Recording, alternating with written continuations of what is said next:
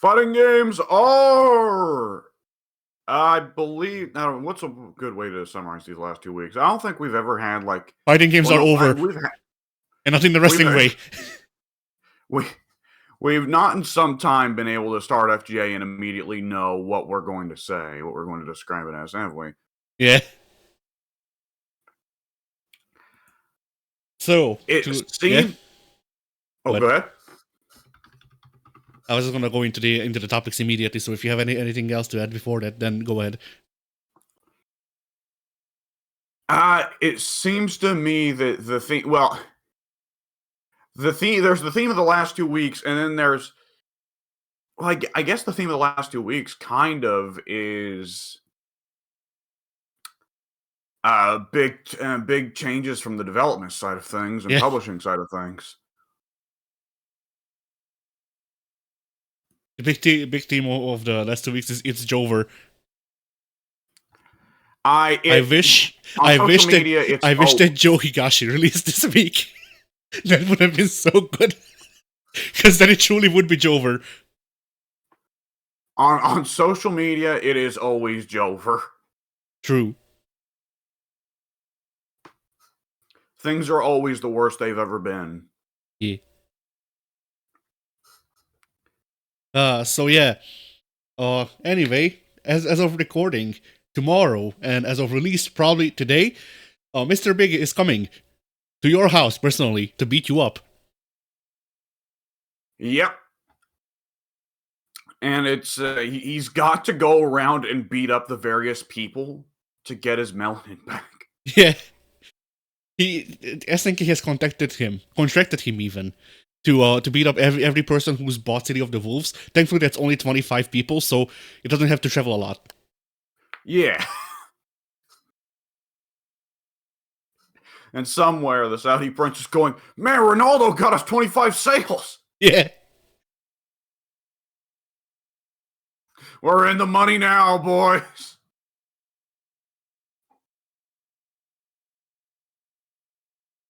Oh, shit.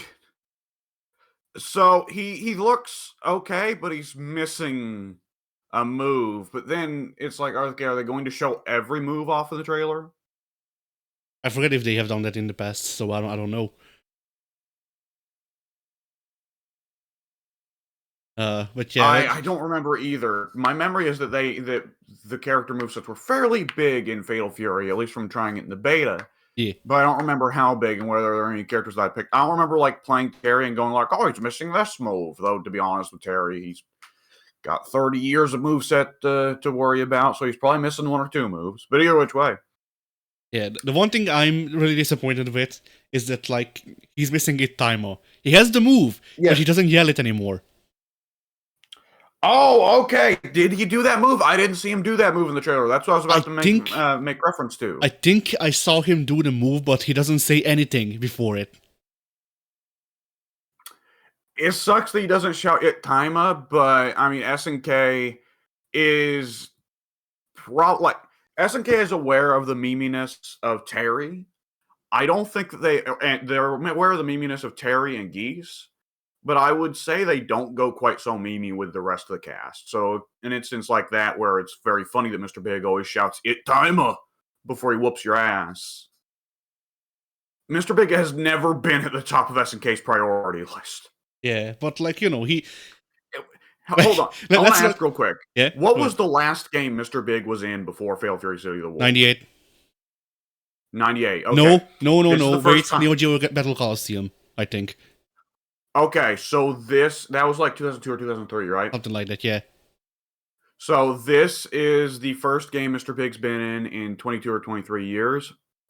I don't think SNK cares for Mr. Big that much. Yeah. But like, it really, when you look at him, like, he lost his melanin, he lost his bitches, he lost the timer. This is Mr. Small. He also lost the hair in the color in his beard. Yeah. But that is right. They made him white. His hair went gray. He doesn't shout stupid things during his moves. He can't even fucking dance anymore. This is ridiculous. The voice actor, though, I do actually kind of like the voice actor, though. Isn't it Hotel Mario, though? I don't know. I believe I saw someone say that the voice actor for Mr. Big is Hotel Mario. Nice.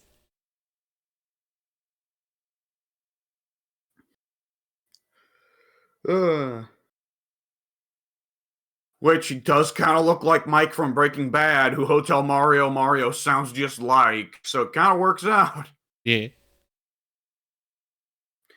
Walter, eat this combo, Walter. Walter, it's timer. Just start smacking Walt over the head with a fucking newspaper. Yeah. 2 of them. Well, no, Mr. Big only uses one of his sticks during No, his timer. but he has to hold the other one to the side for the intimidation true. factor. That's true. Shoutouts to how stupid that move is, because I mean, obviously, gameplay-wise, it's solid because it's Blanca Lightning or Chun-Li Lightning legs, but you move forward, so that's really good. But it's really dumb for Mr. Big to just lose all elegance and just go, you know what? I'm just gonna start swinging with one of my sticks like a madman, and if you walk into it, it's your own fault. Yeah. You know what I see when I look at Mr. Big and Fatal Fury City of the Wolves? What? I see him and I think, I hope this means they're going to recycle his model and animations for Fatal Fury for King of Fighters 16. Now they're gonna recycle his model and animations for Art of Fighting 4? Oh god, that's right. I forgot they were doing that. A bold maneuver, certainly. It's going to be really weird when they release the game and they added to the roster that football player that was killing loads of dogs. Which one? Oh god, the one that for a little bit his name just became a byword for dogfighting. I don't know. I don't remember. I'm trying. Like SNK's not going to be happy. Saudi, excuse me, is not going to be happy until they work their whole way through every noteworthy athletic scumbag. Yeah. They're gonna. The next one up, it's gonna be like, oh hey, our King of Fighters 16. We got that MMA fighter that was beating the fuck out of his porn star girlfriend. War Machine. We got War Machine. There you go. Oh no. The Fatal Fury City of the Wolves 2 City Harder is going to feature Hulk Hogan. It's gonna like the only Fatal Fury characters returning are Rock and Mai. And the other the other roster slots are just filled with like Logan Paul, fucking Hulk Hogan. Man, it's a sorry day when Logan Paul's the least morally irredeemable of them. Dynamite Kid. Oh fuck! Oh geez, we're Carlos going back Colon. here. Okay, so we got a racist, a rapist, a murderer, and a guy who makes fun of people who commit suicide. Jimmy Snuka. Oh, 2 murderers. Fucking. I don't know who else to point out. Oh god, within wrestling? No, just in general, but wrestling is the easiest one, because like I've realized, I forget what exactly was the catalyst for this, but I've realized that like I'm not even sure I want to get back into wrestling because it's always just been a fucking thing that like fucking scumbags do. It's also always been a thing that cool people do. They're both drawn to it, alongside mediocre people, mid people, boring people, dry people.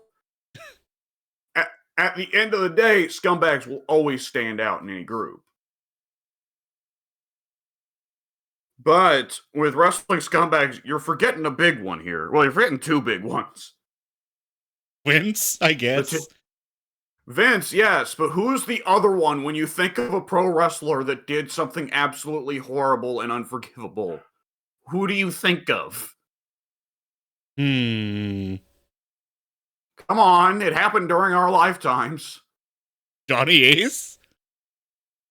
No! I mean, well, yes, also, but he shouldn't be the big one. Come on. Who did something so bad it changed the landscape of wrestling around him? The Ultimate Warrior. No.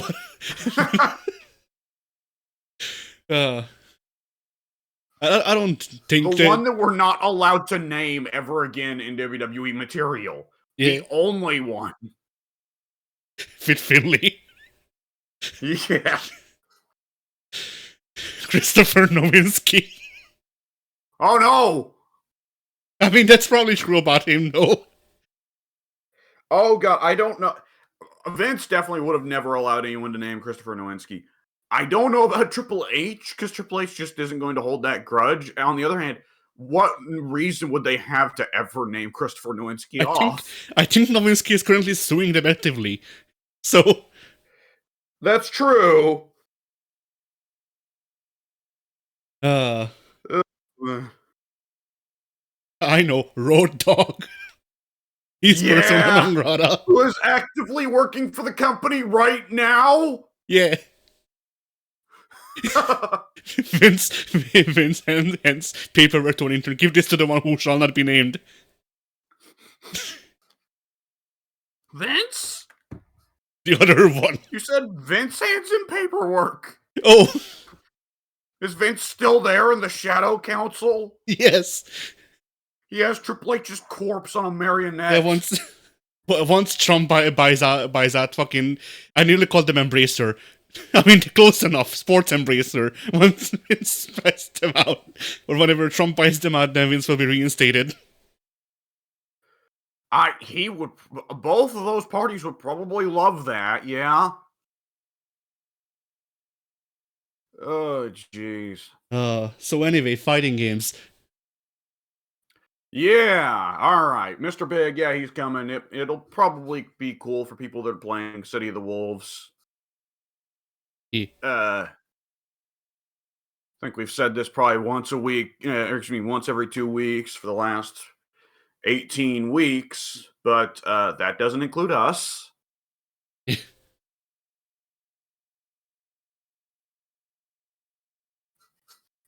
Let's see. I'm just making sure. All right. Invincible Versus announced that they're gonna be at the Dorito show. Yes, and they're going to be announcing a new character, and this new character will not be a character who's actually from the Invincible series. It'll be a new character made up for the game, which It will be it will be an entirely new flying brick. we can certainly hope not. Though I do want to note, I didn't realize this until just looking at it now. They do specifically say this character was still created by Robert Kirkman. Yeah.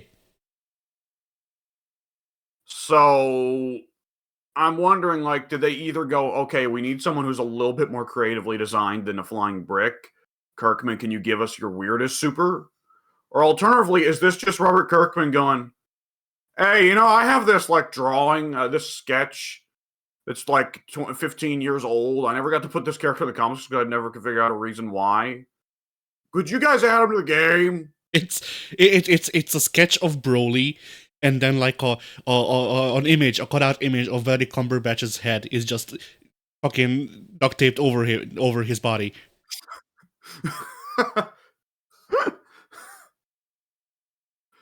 And he's smoking a blunt. Yeah.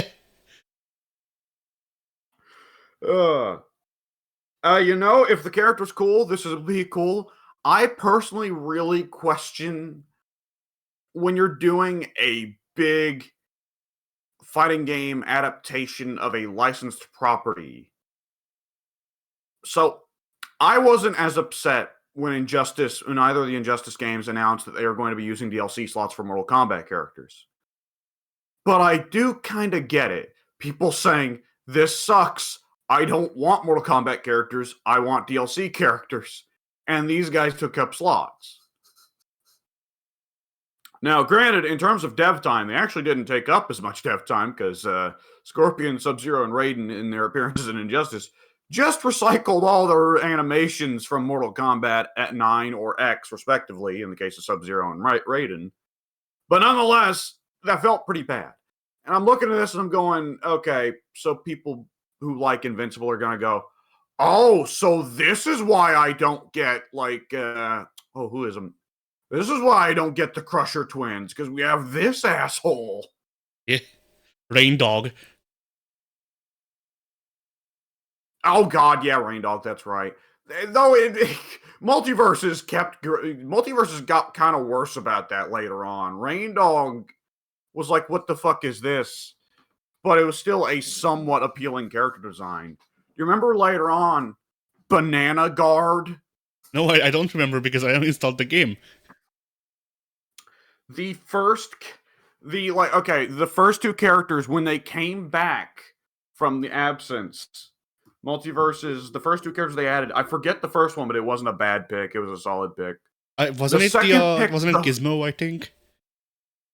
I believe the two gremlins were added during the initial run. Both Gizmo and the one that's a monster.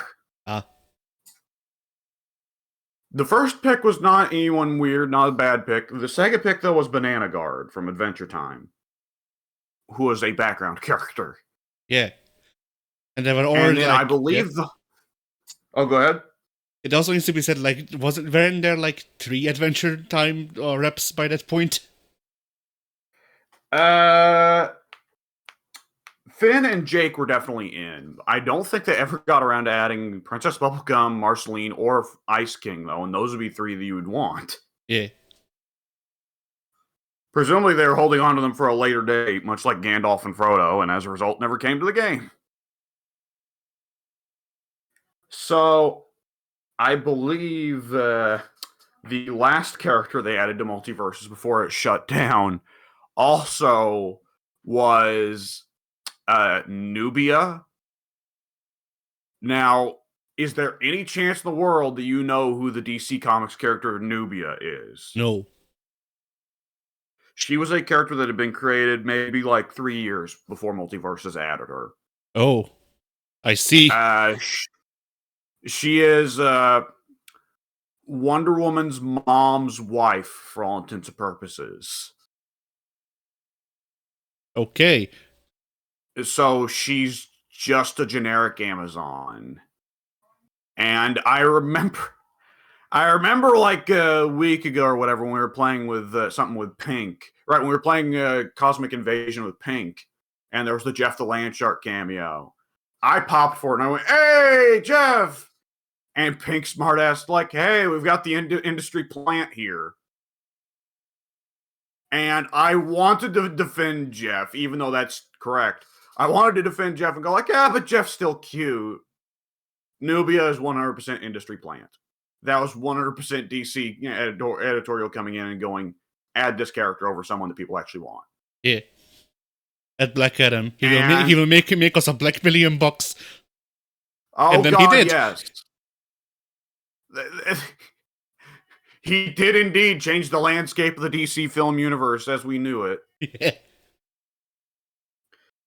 That one always gets me, because I liked Black Adam as a character before The Rock came in and rocked all over it. Yeah.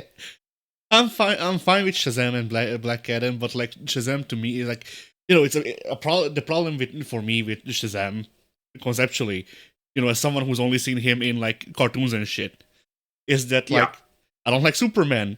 Shazam is Superman, but boy, secretly boy, and they could do some interesting stuff with it, but usually it's just I'm just Superman, but worse. Yeah, well, he's Superman but stronger. See, that I never got that idea from the cartoons and shit. It never comes up. It's really important to a few comics that Shazam's actually stronger than Superman, but it never comes up in any of the adaptations because it looks a lot weirder for people who don't know comics to see Shazam and for it to be told, "Yeah, this guy's stronger than Superman." The natural reaction is going to be, "Fucking what?" Yeah. But yeah, I think there's some degree of charm of okay, Shazam versus Superman. Shazam's such a good person because he's just a kid and he honestly is just innocent like that. Or a Superman, it's how could a person be this good of a person and also have incredible powers, yada, yada, yada. And I think there's some niftiness to the idea of a superhero who's actually a kid and can turn into a superhero at a moment's notice. I think that It's obviously a child fantasy character. It's supposed to be a character that you as a kid go, man, it'd be cool if I could turn into Shazam. But I still think it's somewhat neat for some storytelling. Yeah, I also But think Black Adam's cooler, because Black Adam is DC's definitive, what if Superman just killed people and just didn't give a fuck? And it's fun when he was the only one who was like that.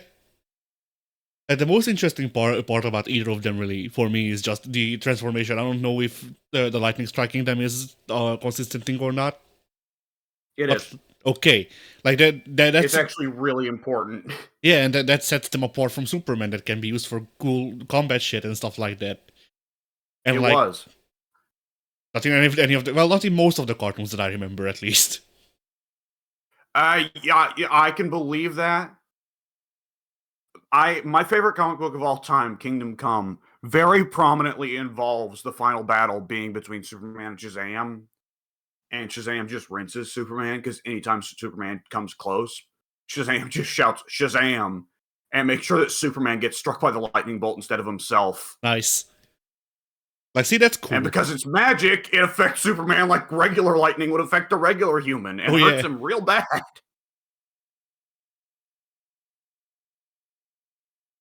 How did we even start talking about Shazam? Oh, like Black Adam. Invincible Versus, which is appropriate, the flying brick game, and it's like, hey, let's talk about DC's flying bricks. Yeah. We somehow stuck multiverses in the middle there. When is Invincible? When is Invincible versus adding Martian Manhunter? Nah. Oh shit.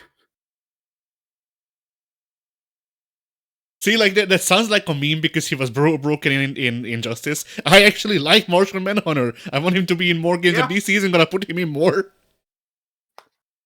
Well, DC's not going to make more games. True. Look, y'all got good Batman games 15 years ago, and you're getting nothing else. Deal with it. Yeah. You're not even getting good Batman anymore. We're giving you bad Batman, maybe sometimes.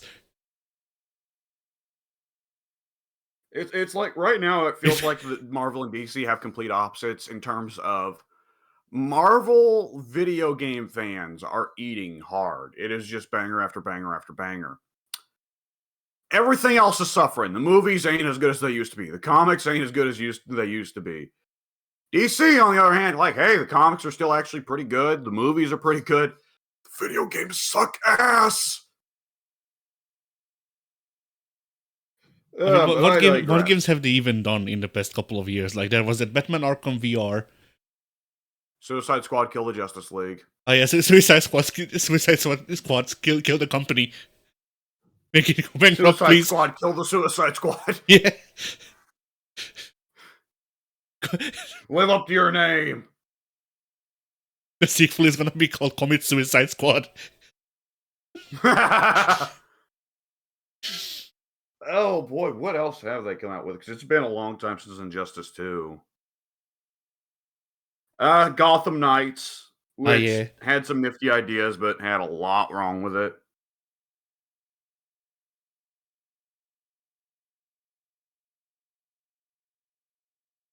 I think that's it. Yeah, that's about it. And like, everything we just said there was Batman or Batman adjacent. Yeah. Well, Wonder Woman. Like, let's look at the Suicide Squad. Half of those fuckers are Batman villains. And then the other half could be. Yeah. Captain Boomerang would wreck Batman shit. Probably, yeah. I mean, he's used to the Flash. So, you know. He has a fucking nuclear boomerang. Oh, right.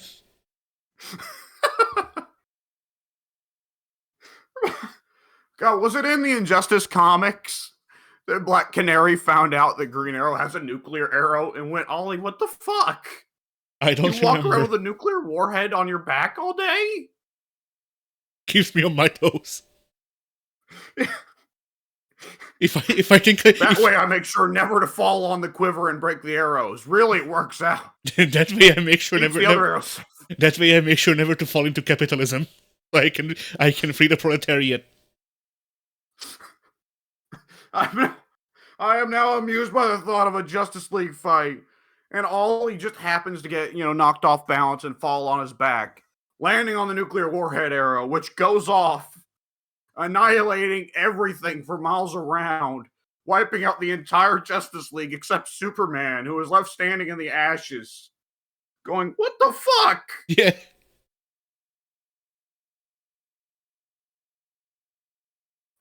Oh boy. I mean, Our whatever. Yeah. So fighting Shall we games. move on to the sad news? Yes. So, Kerry Hiroyuki Tagawa has passed away. Yep. That was man, come to think of it, like I think of Akira Hiroyuki Tagawa in similar terms to Raul Julia. Of like this portrayal of the villain was so much fun that we've just redefined the villain to match this personality. Yeah. Right? And that's kind of sad because now both of them are passed.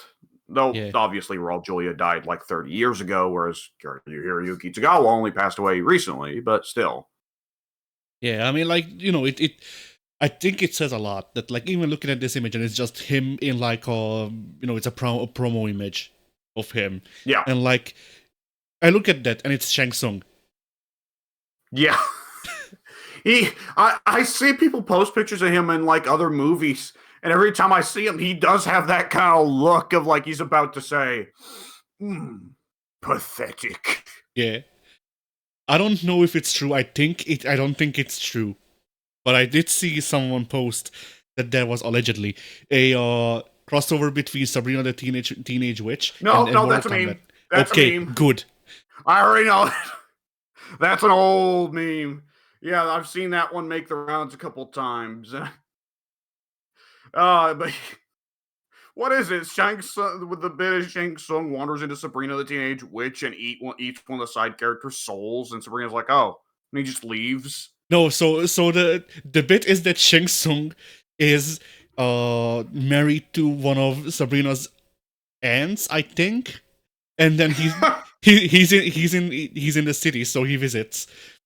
And then hilarity ensues as Sabrina has to promote the next Mortal Kombat tournament, otherwise he'll eat the cat's soul. Well, actually, he's already eaten the cat's soul. He just won't give it back unless she promotes the next Mortal Kombat tournament. I'm not a Sabrina the Teenage Witch expert at all, but isn't the cat like super powerful and just doesn't give a fuck? Yeah. It seems to me like the cat would eat Shang Tsung's soul. Maybe. I'm very amused by the idea of Shang Tsung. Your soul is mine. The cat looks up and points at him. No, yours. the cat flips over an Uno reverse card. Wait, didn't Mortal Kombat 9, didn't Sindel do that to Shang Tsung? I think Shang Tsung was dead in 9. No, I think I'm the way mixing it Shang up. Tsung dies in 9 is that when Shao Kahn brings Sindel back, he feeds Shang Tsung to her. Maybe. Which raises a lot of questions, because like Sindel never see her eating people's souls otherwise. Yeah, she was hungry. She eats only once a century. Yeah.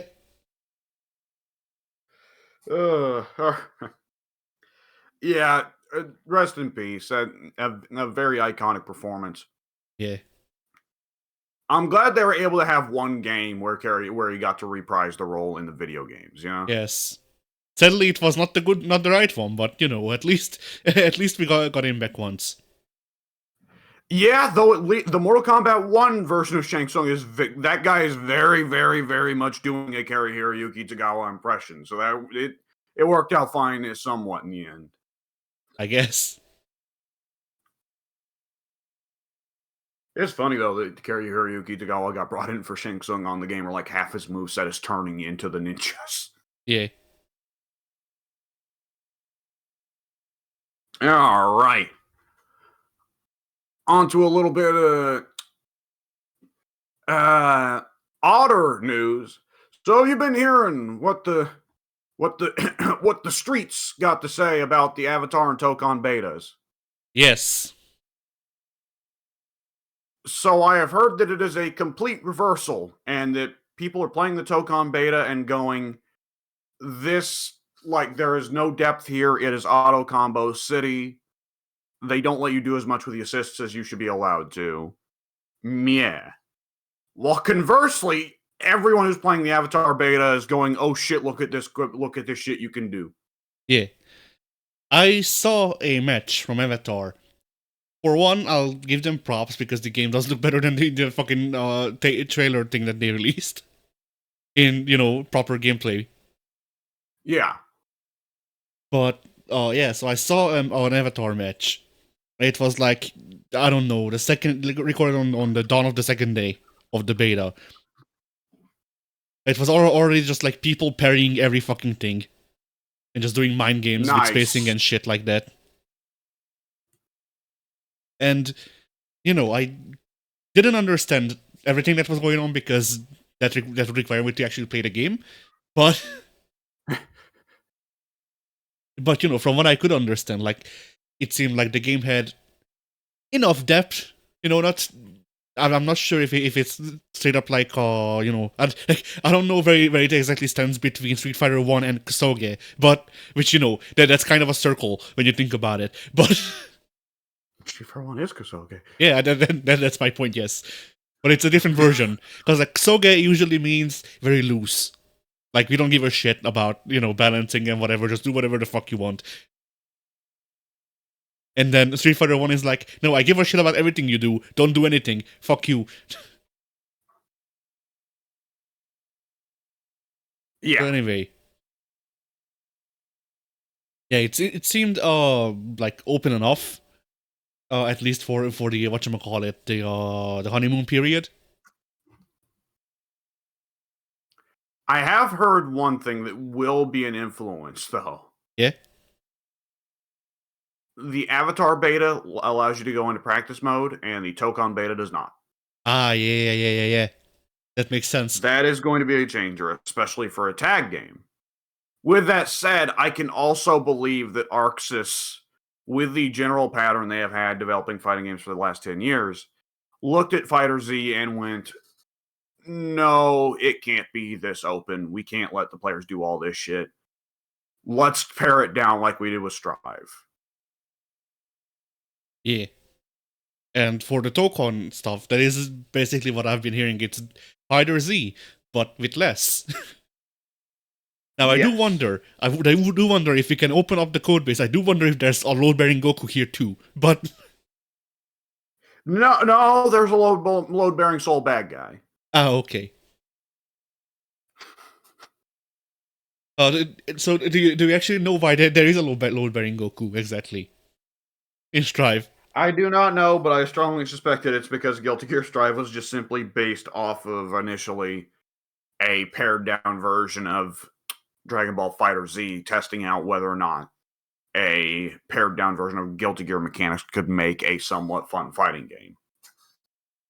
No, not exactly. At least from the coding that remains, that's hard to determine. But what it is, according to the code, is Fighter Z. How Fighter Z works is that there's one character controller that they wrote. The character controller belongs to Goku. So if you play as anyone that's not Goku, what the game does is the player has pressed this button. I don't know, fucking Mr. Satan. Chip. I mean, it's true for Guilty Gear characters, yes, but I'll get to that. So, I'm Mr. Satan. I pressed punch. Okay, the code then goes, what would Goku do? Goku would do this. So, okay, Mr. Satan, do this, because Goku would do this, and Mr. Satan does a punch. Okay, that... I wonder what that code had to be developed in response to. So, that's how Fighter Z works. In Strive, they went, we have a functioning character controller, so we just copy it over. But oh no, Goku doesn't exist. So they copied Goku over. And so every time you press a button in Guilty Gear Strive, when you press punch a Soul bad guy, when you press fucking jumping K with Milio and Soul are asking Goku, what would you do in this situation? And then he answers. Goku, master move thief, of course, has Yeah.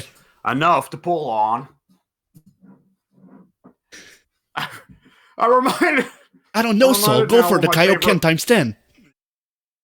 I'm reminded now of my favorite little gags from Dragon Ball Abridged, when someone accuses Goku of like all of his moves being stolen. Goku then in his mind goes, "Well, I didn't steal Kaioken, did I, Master Supreme Kai?" And Supreme Kai says, "My name is in Kaioken." Oh, the cat is requesting that I let her out. All right.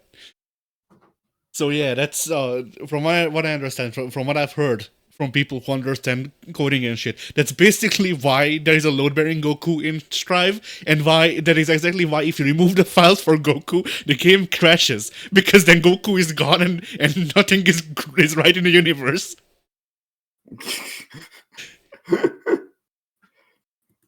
Well, in that case, there's a distinct chance that there will still be a load-bearing Goku in Tokon. Yeah, because like, because the game, like at that point, the game is just like, how do I ask Goku if there is no Goku? And then sadly they didn't fucking bloody hell, they didn't code in Trunks to go back in time to give him the medicine. So yeah, anyway. So yeah, I think like if it really does feel, if Tokon does feel very similar to Fighter Z, I do wonder if they just took the code base to Fighter Z instead of Strive, and in that case, there definitely is a load bearing Goku. Yep. Spider-Man fucking fights against Dr. Doom. Quick, what would Goku do? I know, web ball. And then Dr. Doom sees the web ball going, and Dr. Doom goes, "Goku, what would you do?" Teleport. Well, I'd put up a repulsor shield. Yeah. I take out my gun.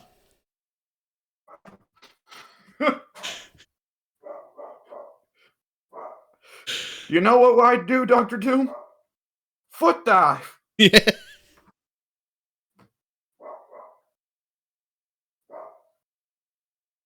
Like, I would call it Storm. Yeah.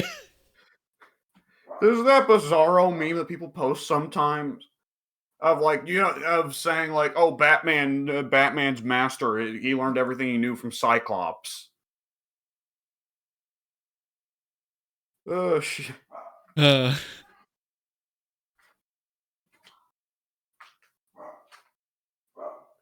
yeah, like all right.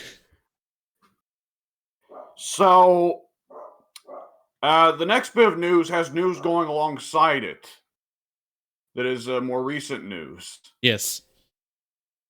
So, it looks like Netflix is going to get Warner Brothers, and therefore, from the fighting game perspective, get NetherRealm. Though curiously enough, they will not be getting DC, which is odd. Which may mean Injustice 3 ain't happening. But though it might not have happened in either which way. But like more or less as we're speaking, Paramount is trying to force themselves back into the race to acquire Warner Brothers. With a little bit from their good friends at over in Saudi Arabia, as well as Donald Trump's son-in-law, Jared Kushner. And so the race, it looks like, is still on. Yeah, but like from what I understand, at least from what I read, the race is currently being done by cents. Netflix won the bet by 75 cents. This is the same. This is the same amount that they put up, just with like an additional $1. I see. So we're gonna be at this for a little bit then. Probably. I saw a lot of people declaring it the end of the world, the idea of Netflix winning, and I gotta say I'm really just kind of confused by that comparative to Paramount, who is Oh, damn it.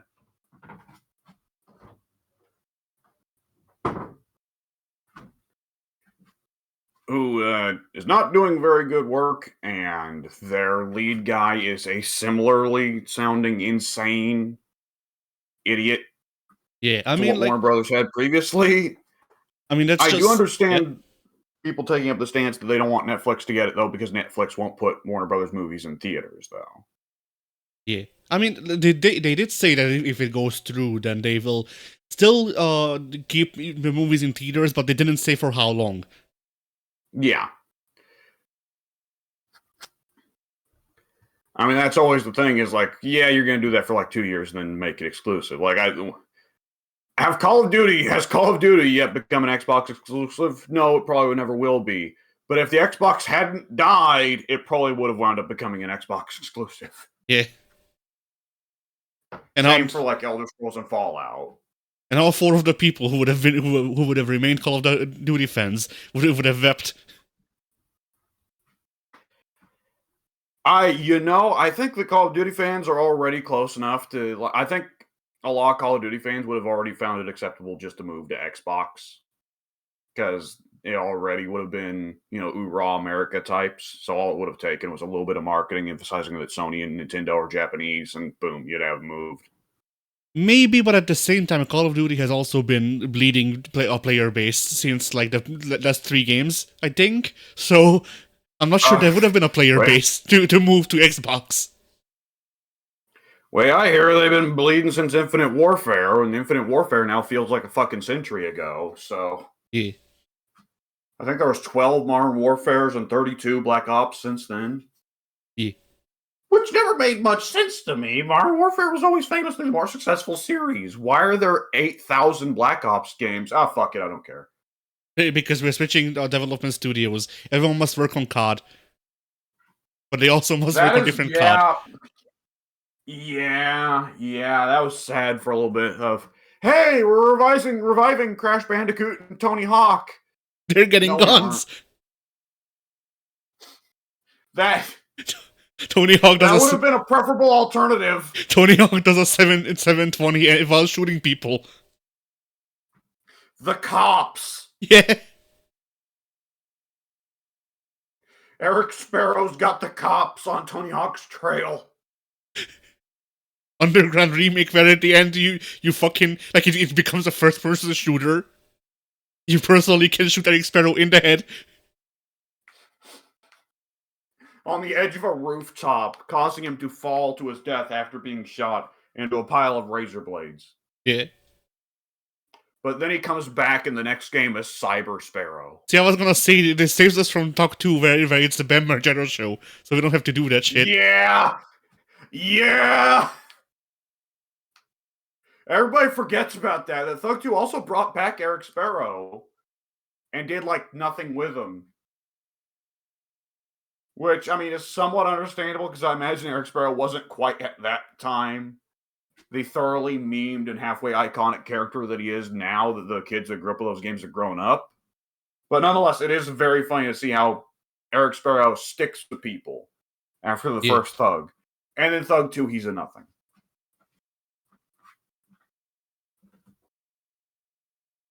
Well. Yeah.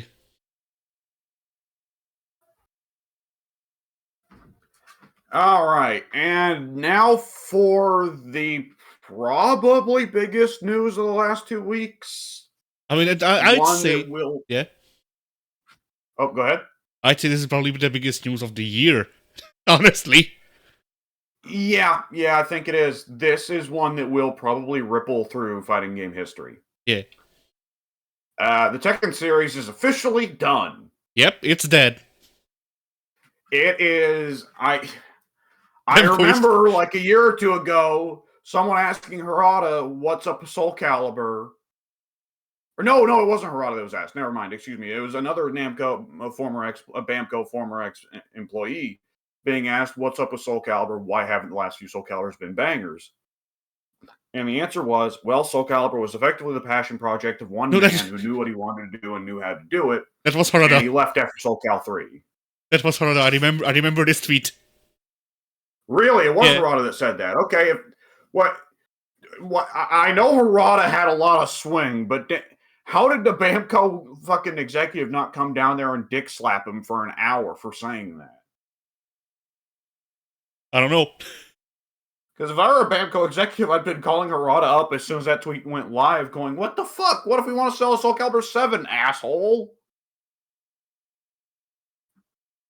But nonetheless, yeah, I'm looking at this and going, I mean, Harada's influence is supposedly steadily going down with each game. What was the last game where he was the actual director on? I think 5. Let me Yeah, see. yeah.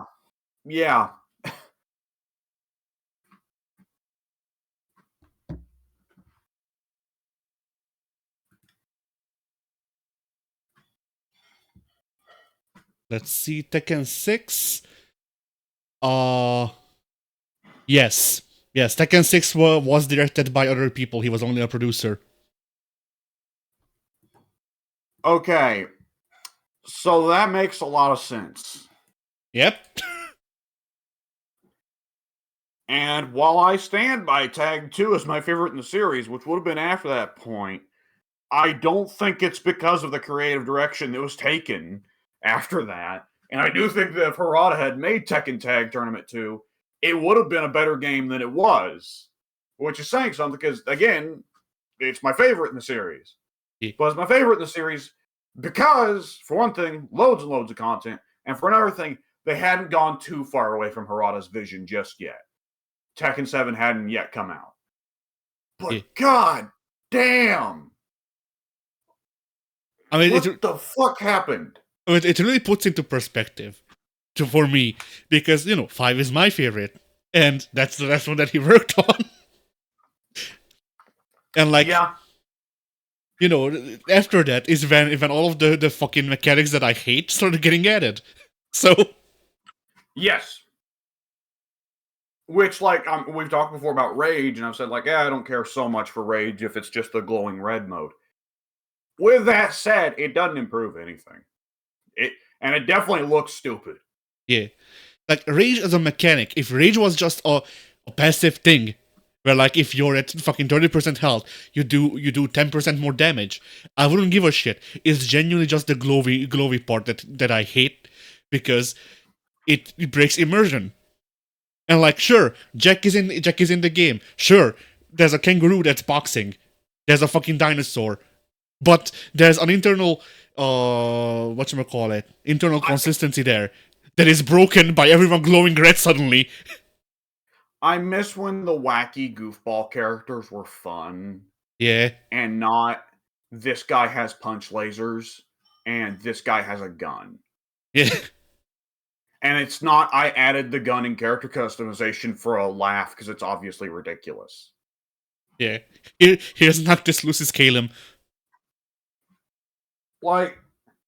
Tekken 7 I look at and I see Gigas, and I'm like, this is the dumbest, and he's not even goofy in a fun way. But Tekken 8, the moment they revealed FBI Man with his gun, I was like, oh, they're just never going back. Yeah, and now we don't have to worry, because they're just not going. There will be a Tekken 9 and it will fail, probably. And then the series will be over. I'm curious about it failing, because Tekken 7 was such a juggernaut, but I would definitely expect a burnout by Tekken 10. Unless they somehow pick a new guy to replace Harada that honestly just has the mentality of, fuck it, we're cleaning house. But what are the odds of that happening? Right? Yeah, I mean, I think the people they're gonna pick are gonna be the same people that I think they've been picking for the past 4 games, I think. Who are also directing Tekken 8. So it's like, when you look at Soul Cal, right? Soul Cal 4 and Soul Cal 5 both sucked. Yeah. Soul Cal 6 kind of squeaks by on basis of it was explicitly designed to be fan service city. There's still goofy stuff about it. There's still armor break, and there's still the supers. And those aren't Soul Calibur. Those go against the core identity of what Soul Calibur There's also fucking not Critical Edge. What the fuck did they call it? The rock paper scissors minigame from Injustice. Yes, that was transplanted. There is also that, though it was nerfed after launch. But Soul Calibur 6 is still fundamentally not really a good Soul Calibur game. I would play Soul Caliburs 1, 2, or 3 over Soul Calibur 6 any day of the week. It at least gets to be fun on Soul Calibur. It at least gets to be more fun than Soul Calibur 4 and 5 because at least it's fan service city. Tekken, I have a strong feeling we're going to see. Tekken 8 and Tekken 9 continue to suck. There will be a Tag Tournament 3. Tag Tournament 3 will still have Rage. You'll have Rage Arts. You'll have Rage Drives, and it'll still be stupid. But it will at least be fan service central, and we'll get one last Tekken game that is like, okay, this is still stupid in large parts, but it's still kind of neat that we were able to get this fan service game in. And then Tekken Tag Tournament 3 will probably sell terribly, not make its return back on its budget, and boom, Tekken's done. Yeah. And then Pokken 2. Pokken 2, exactly. So, the greater question here is, you and I have both been vocal about not enjoying Tekken 7 as much as everyone else and not enjoying Tekken 8 at all. We both didn't even bother to pick it up. And we see everyone else go, this sucks. And we're like, oh, well, I guess we're never picking it up. At least not until it goes on sale for $5. Yeah. I think we're both in a position here of like, I don't know about you. For me, I think I actually see this as really good news. Well, I'm not sure. I am imagining... Harada, like, Tekken was never going to be good again. Bamco wasn't going to let it. I am right now... Harada could have been in favor of the rage mechanics and shit like that. I don't know. But I am right now imagining Harada in that stock image of the guy in the sunset, and he's got his arms over his head, and he's breaking chains, holding his wrists together. Yeah.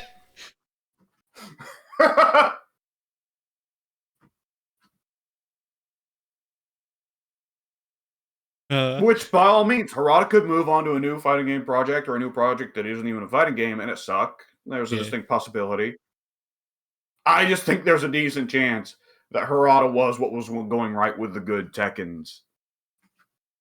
And now that he is not being held back by Bamco, maybe he can make good games again. I mean, the thing there too is that, like, there's obviously Almighty number 9 me Harada. Yeah. The thing there too is that, like, no game is made by one person. At the same time, you have to look at the games. You have to look at the games that he was director for. 3, 4, 5. Yeah. Maybe Tech Tournament 1, I don't remember.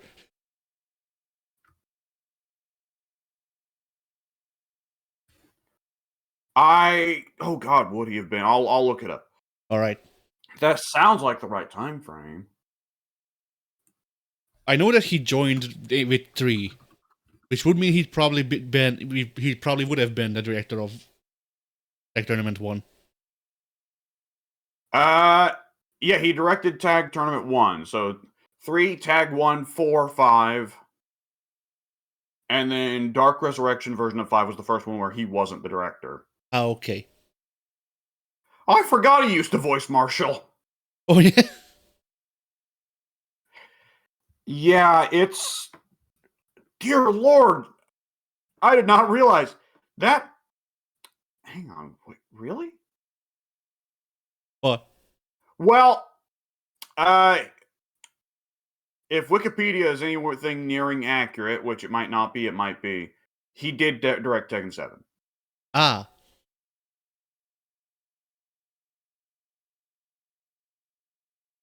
So, that's one stinker on the record.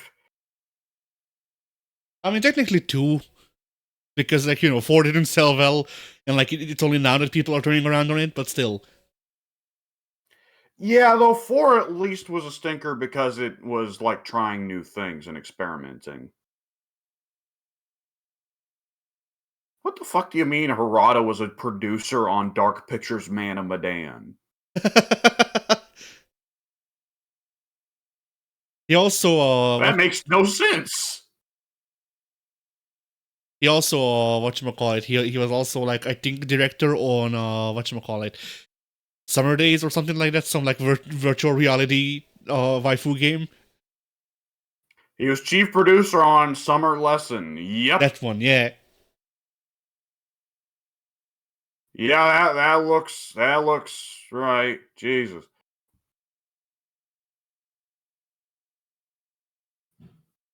He was also the manager for the marketing on Dark Souls 3 and Dark Souls 1 Remastered. He loves Dark Souls. He does. Either which way, yeah, it sucks that Tekken as a series probably ain't going to turn around, but even if Harada wasn't leaving, they probably weren't going to turn around. Yeah, no. And like, you have to wonder how much the Tekken 7 thing was also just him walking into the office and just shouting some things for them to change. Cause he did say he posted a thing on Twitter, letter of resignation more or less. Yeah. And I'm trying to see if I can find it. But he said something like, he spent the last couple of years of him being at Bemco just trying to delegate all of his work to other people. So I appreciate that he's not leaving them in the lurch. yeah.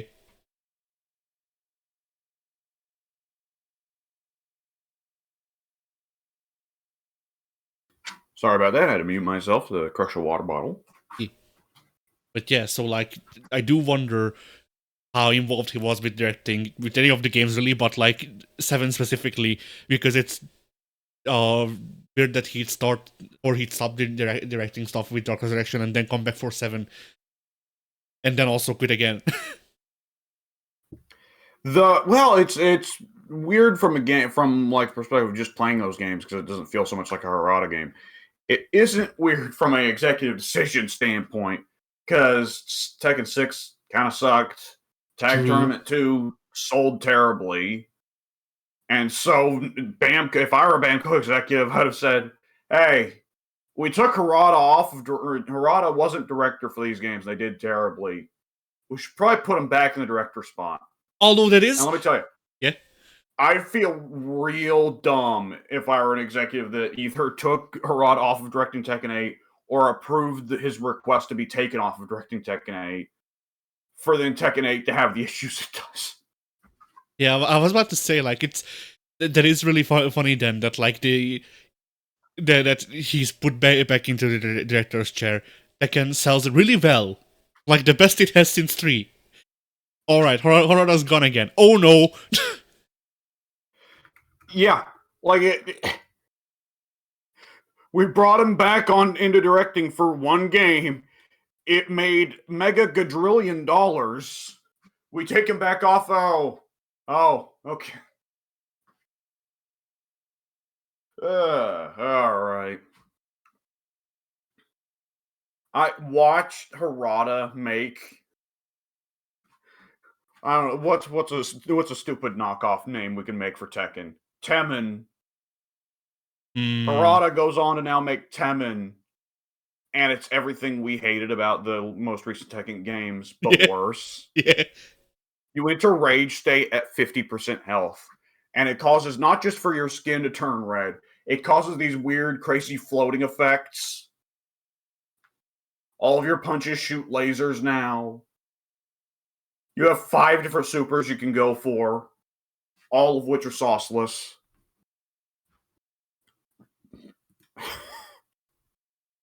I thought you were gonna say that he just like goes into directing some other genre that's out of left field. Like he just like fucking he teams up with Toby Fox to finish Deltarune. With how much the Japanese devs in the recent years have adopted Toby as one of their own, I would not be super shocked. Hang on. How many pictures in the last year have been taken of like the fucking legendary all-star team hanging out? Because it feels like Sakurai and Harada and Toby Fox and Shinji Mikami and Hideki Kamiya and help me here, the No More Heroes guy. Suda. Suda, and who's the Deadly Premonition guy? Sweary? Yes, very, I think. Sweary, like, obviously, my assumption is these guys all just hang out to have a good time. Because Harada's spoken in interviews before about how he loves to hang out with other game devs. Yeah. But, like, every time you see all of them hanging out, it's like, man, could you imagine? And they'd probably drive each other up the wall doing it. Yeah. 8 directors for one game. There are no coders. They're all just shining on each other. I'm imagining in this cacophony, Kamiya's trying to scream over all of them. It needs more Afterburner! I need Space Harrier to be in it. I'm imagining Shinji Mikami going, all right, and then you can blow its head off. And Toby Fox just butting in, why do we have to kill? Toby Fox is the only one coding because he's the only one who knows how. He's trying to do all of this. He's trying to do all of this and then also like put ARG elements into the code for the people fucking getting it apart.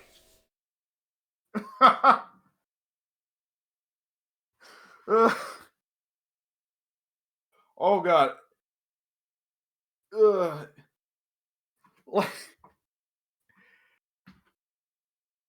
All right. Okay. Ooh, all right. Suda and Sverry are just drawing weird abstract shapes.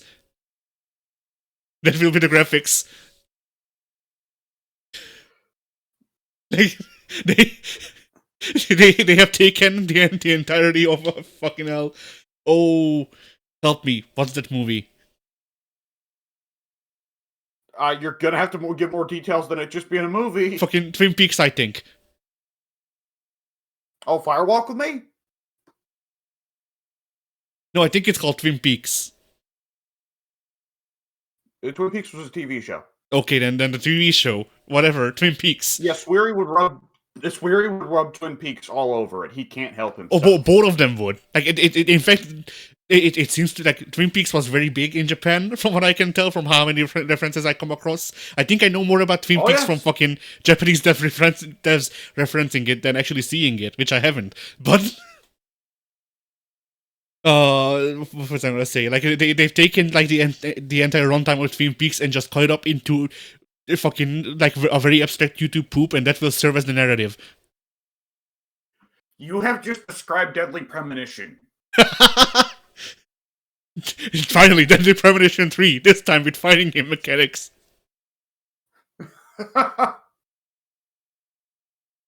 Oh, hell. Alright. Okay.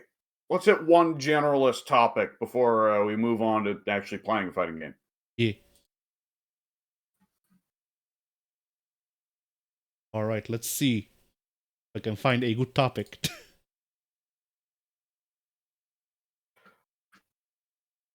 I did see, I don't know if it's necessarily good range for a topic, but I did see that Maximilian dude, who is not what I would consider like the, get into the nitty gritty, discuss the mechanics of what it is to learn a fighting game and get good at a fighting game, yada, yada, yada, that sort of dude. He's generally casually pop some shit in and play it.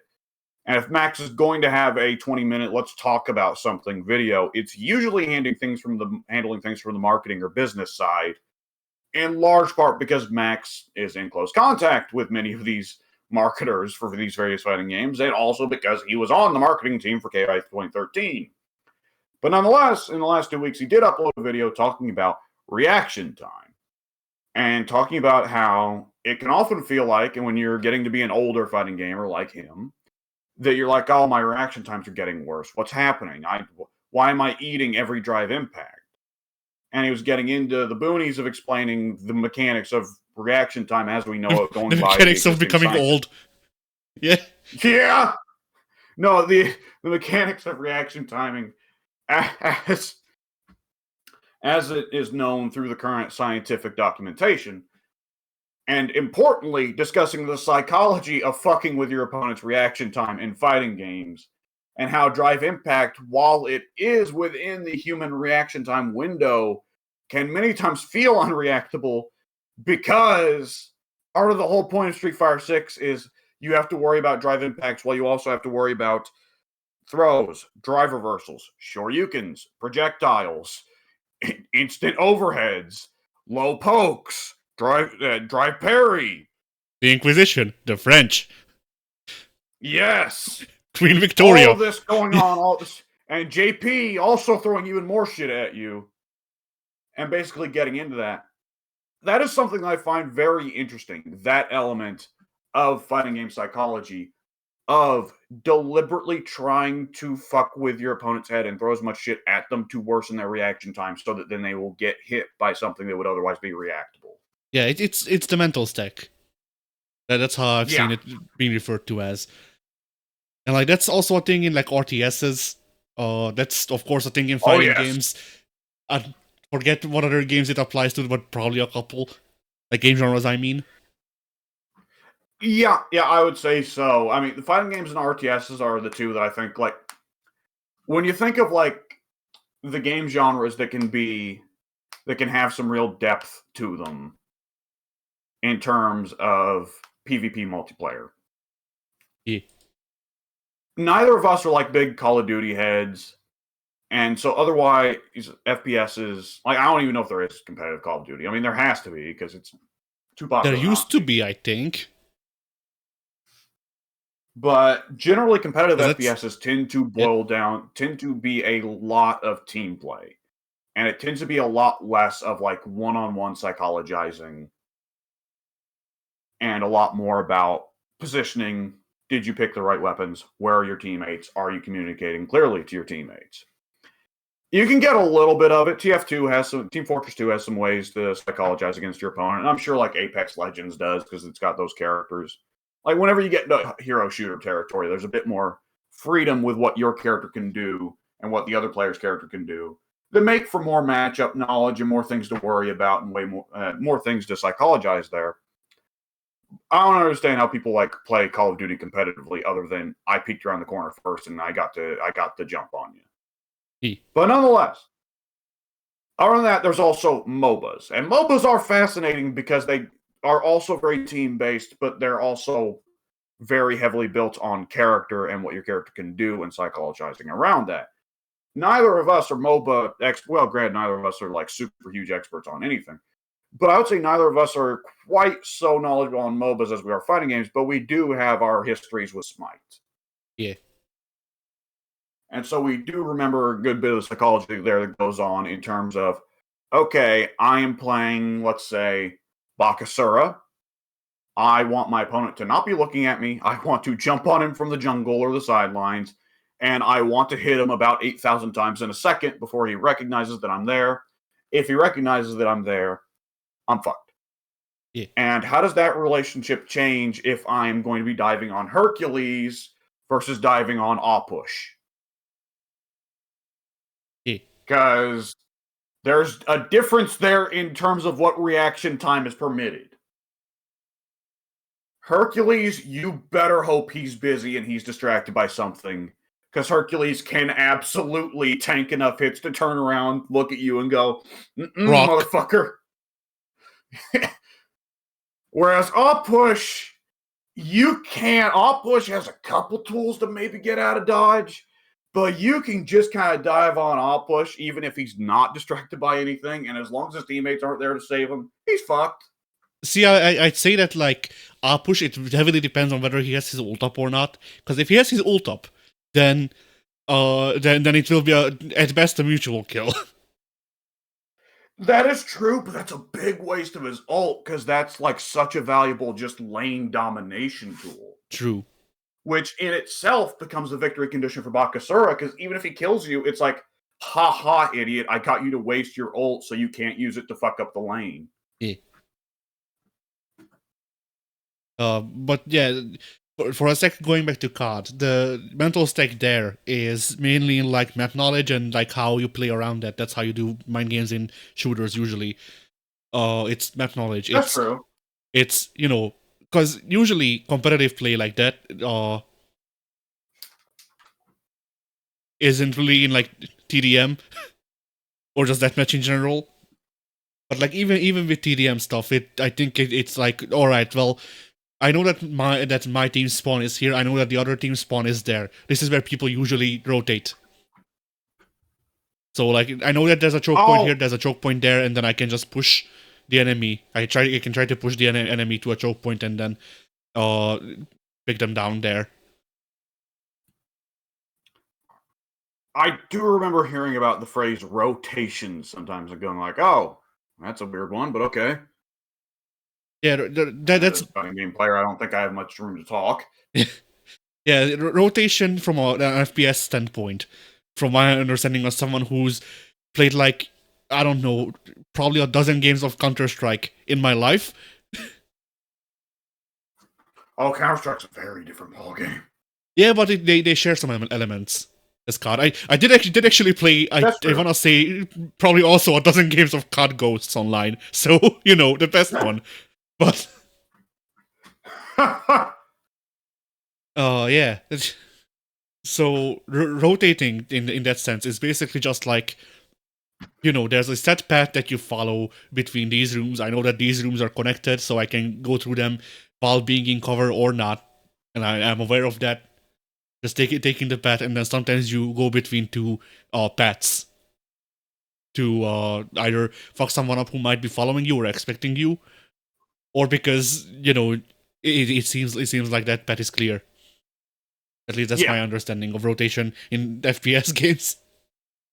And also knowing which areas are just wide, long corridors that if someone is at the other end of that corridor with an op, you are just fucked. Yeah. Though, to my understanding, a lot of competitive COD boils down to, not COD, competitive Counter-Strike boils down to picking the best pistol because it's free. Maybe. Or close enough to it. Yeah. Because the legend with Counter-Strike has always been the op. It's always what you hear about. It's the most expensive weapon in the game. But like 3 times I played Counter-Strike against bots, it was the most expensive weapon in the game, and when I would get it, it one-hit killed anything, even wearing armor. So it's obvious why that would be a legendary piece. But I imagine in competitive multiplayer, that turns into the thing very quickly of never buy this because you never want to spend all of your money. It depends, because, like, you know, if you're at the point that you're trying to go competitive, you're expected to be able to hold on to the op.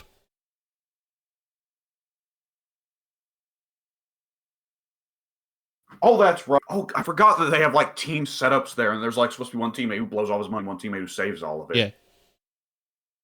That is legitimately interesting. There's a lot about competitive FPSs that don't interest me, but that is legitimately interesting, the dynamics of working with the money system. Yeah. But anyway, fighting games.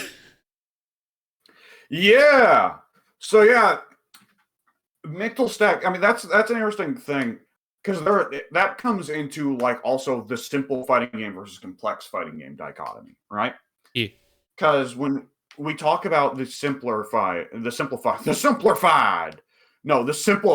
fighting games, part of what establishes the difference between a simplified fighting game and a complex fighting game is the amount of mental stack you can put on your opponent. Yeah. And I find that interesting. Like, Street Fighter V was never a very mental stack heavy game. At least it didn't feel like it to me. Would you say so? No. I don't think so, no. Street Fighter V and MK11 both felt roughly the same to me of the game boiled down to figuring out what tools your characters had that were actually good and not really doing anything that they weren't good at. And as a result, that simplified matchups considerably. Yeah. Because playing against, let's say, who would be a definitive zoner for Street Fighter V? Dawson. Oh god, well, Dawson and 5 still had like a crazy arsenal of dive kicks, and I feel like that. Well, yeah, Dawson is like the big zoner. Is there not a pure zoner on the Street Fighter V roster? I feel like there was.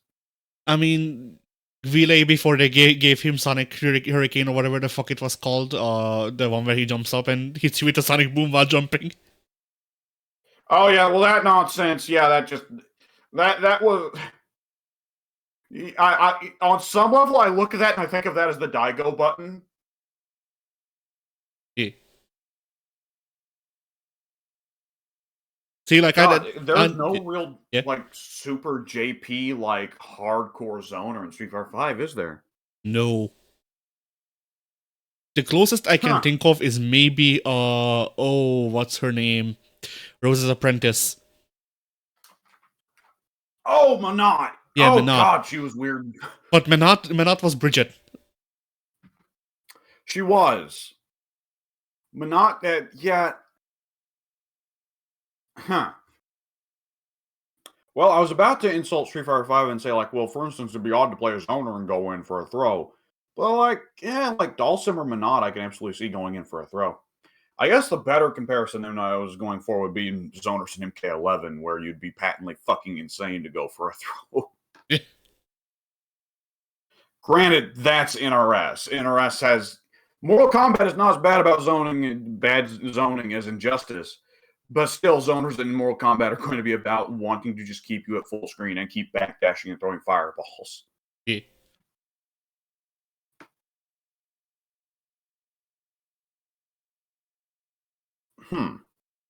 Though even then, well, like when we talk about mental stack, like I don't think of Marvel as necessarily being the craziest for mental stack in terms of your opponent trying to break through and crack your defenses and get through.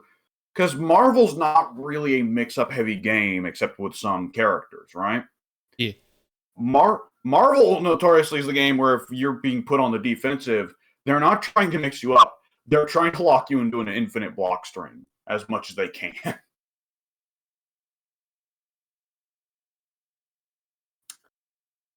Which is interesting because there's a lot less mental stack that goes on there. The mental stack with block string is just simply, I have to wait for a gap. I have to wait for a gap. I have to wait for a gap. Yeah. I mean, When they like, are trying to mix you up, you have to stay on top of that shit. Like, okay, low, high, low, high, low, high. And also during that, go like, okay, when's the gap? You know? yeah. I mean, I think the major difference here is not just how complex the game is, and that's where I think tying complexity and mental stack together is kind of a not a misnomer, but what I don't know what the fuck I'm trying to say, what word I'm trying to look for, but like I don't think that those two are intrinsically related because there's also a third aspect of how much of the game can I fucking ignore. I was like, Yeah. you know, uh, Guilty Gear. Guilty Gear has, I want to say, like classic Guilty Gear, not Strive, before Strive. Guilty Gear has somewhere between 10 to 25 game mechanics in play at all times. You need to Yeah. pay attention to maybe 5 of them, if not less. Depending on the character. Yeah.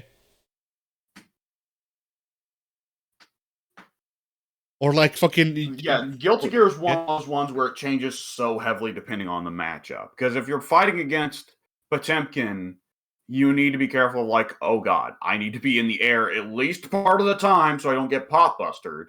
But I got to make sure not to be in the air too much when he's got loads of meters so I don't get HPB'd. yeah, Comparatively, playing against Key or Kai, it's like this motherfucker ain't gonna throw me. I don't need to be worrying about jumping to get out of throws. yeah. And then like an even easier one to understand is just Uni. You look at Uni, Uni has 13 bars on screen at all times. You need to pay attention to two. So Yeah. like the third bar that you need to pay attention to sometimes flashes when you need to pay attention to it. Otherwise, who gives a shit? That's advanced. I have never once paid attention to the grid meter while playing Uni. I just ignore it entirely. I have, but the grid meter genuinely like with health and meter, you look at it and you go, all right, it's this much filled. The grid meter genuinely is just like looking down in a fraction of a second to see if it's flashing or not, and then that's it. So like, Yeah.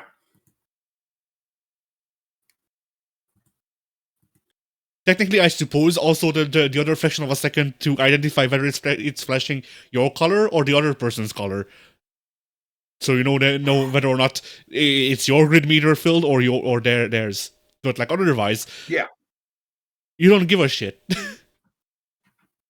Yeah. Like the point at which you need to give a shit about your green meter is tournament, I think. So unless you really want to get into uni for tournament play, then and like you want to immediately go into tournament play as soon as you buy the game, you don't need to give a shit. If you want to go into tournament play as soon as you buy the game, don't buy the game and get a more realistic goal in life. Yeah.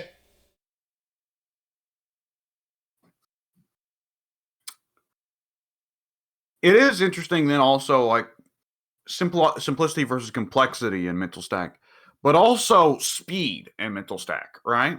Yeah. Because Marvel is very fast, but not high mental stack. Guilty Gear is very fast and has high mental stack. Which a one? lot of characters in Guilty Gear are whenever I have to play against Zappa in Guilty Gear X2, the mental stack is so over the top, I can feel my brain trying to squeeze its way out of my ears. Sure, but that's Zappa. He's also very slow. Well, he's not Potemkin slow, but you know what I mean. Like, relatively, if Zappa is really running around, you're either giving him a bad time, or he doesn't know how to Zappa. Oh, I'm not saying everyone in Guilty Gear is necessarily a high mental stack character. Oh, excuse me. Excuse me. Because I would say, like, Venom, I don't think of as a high mental stack character. He's making you run an obstacle course, and that doesn't require as much necessary, like, stressing and thinking as trying to avoid crazy pressure and crazy mix-ups and all that. But Zappa's a high mental stack character. Yeah. I would say Chip Zanoff is a high mental stack character because he alternates. Sure, he can be, yeah. I am mixing you the fuck up, and alternatively, I am not where you can reach me. Try and catch me, asshole. Pot sometimes can be kind of a mental stack nightmare. Yeah, the one I'd call out specifically is Milia. Milia, oh god, you're right. Yeah, Milia. Milia is the queen of mental stack. Yes, gods. The weird mental stack monster of Guilty Gear is Kai. I don't think there's any other fighting game where the Shoto is as much of a mental stack problem as Kai in Guilty Gear. Yeah. He's worse in Ixard than he is in X2 or Strive. But there's not many Shotos that are like, yeah, he could just 50-50 out of anything. Also, solid fireballs, good air game. He needs Greed Sever. You need to know Greed Sever. Well, Strive disagreed about that. Oh yeah, that's why Strive sucks, among others. Yeah. I mean, with Guilty Gear, part of Guilty Gear's whole thing is that any archetype you can look at in fighting games, Guilty Gear will have that archetype, and that version of that archetype will have like everything you would want, right? Yeah. Kai is legitimately, you look at Shotos, and it's like, what if a Shoto had every tool you wanted them to have? Yeah, that's Kai. What if you stop being a bitch? You know the Shoto is supposed to be good at any range? Yeah, what if the Shoto was good at any range? Yeah. Any of them.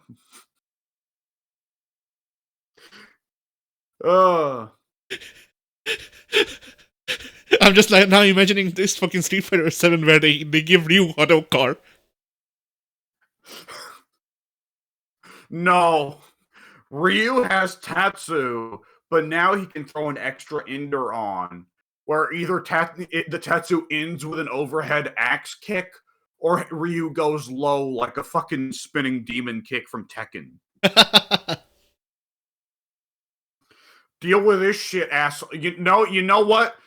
We're not talking about Ryu. We're talking about fucking Ken here. Yeah, that's a Ken thing. Like I'm imagining like Ryu just doing the motion for a Hadouken, but he just instead of taking the form of a fireball, the fucking Hadouken expands and he just becomes like a fucking it's a Honda Civic and he just drives it into you.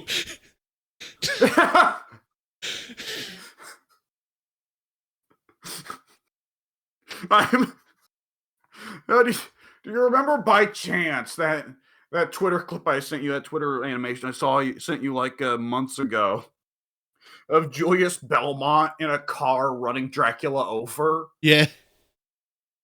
I'm imagining that, but it's Ryu in a car made of ki. and he's driving, and Akuma's in the road, and Akuma goes, "Oh shit!" Yeah. and tries to run, but Ryu just runs him over. Yeah. The power of nothingness and my new Honda Civic 2004. Chun-Li showed him a car, and he was like, "Yes, I like this," and he made one out of energy. Yeah. She just looked at him and goes, "Why the fuck are you poor?" Uh,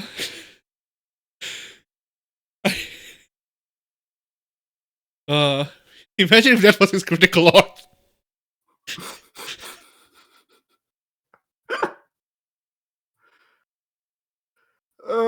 It starts out as a send up to the fucking super turbo intro with the flashing and everything, and then he does the Hadouken motion, and then he's suddenly in a car made of ki. Oh shit. So anyway, right. Ooh. Okay. I've been thinking. yeah, Actually, you know what? I'm not gonna say what I was thinking because I'd prefer for it to be a surprise. okay. I've not been thinking. Head empty. Now that's not a surprise. Hey oh. Oh no. Oh man. Oh, what fighting game are you feeling up to playing today? I don't know. We should probably end that FGA before that.